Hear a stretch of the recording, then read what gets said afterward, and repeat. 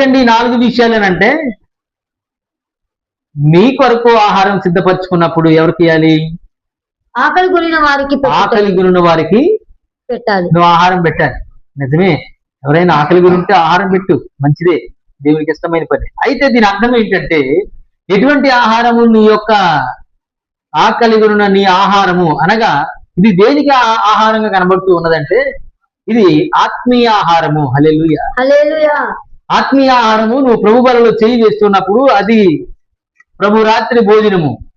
ఆ భోజనం అండి, ఆ ఆహారము మనం సిద్ధపాటు చేసుకున్న ఆహారము, మన కుటుంబ సభ్యులని మనము దేవుని యొక్క బాప్తిజం తీసుకుని దేవుని సొంత రక్షకుడిగా అంగీకరించుకొని ఆ ఆహారం మనం తీసుకుంటూ ఉంటున్నప్పుడు, ఆ ఆహారం మనం సిద్ధపడుతూ ఉన్నప్పుడు మరి ఒకరికి పెట్టాలంటే ఏం చేయాలంటే దేవుని గురించి చెప్పాలి.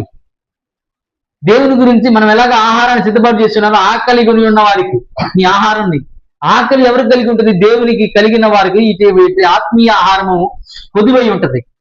ఈ ఆత్మీయ ఆహారం లేని వారికి ఈ ఆత్మీయ ఆహారాన్ని నీవు సిద్ధపాటు చేయాలి. అనగా దేవుని గురించి నువ్వేం చేయాలట? వాక్యమును దేవుని గురించి నువ్వు చెప్పాలి, దేవుని గురించి నువ్వు ప్రకటించాలి, దేవుని గురించి మరొకరికి అయ్యా నేనైతే ఇలా ఉన్నాను, ఈ ఆహారము. అందుకని దేవుని వాక్యంలో ఏముంటుంది ప్రియులారా?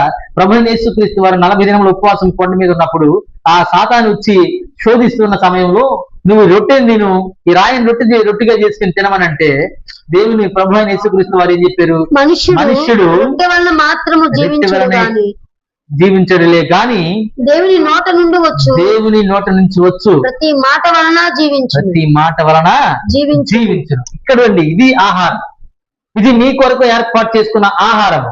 ఈ ఆహారాన్ని గాని ఇతరులకు మనం పంచినట్లయితే ఆకలి గురిన వారికి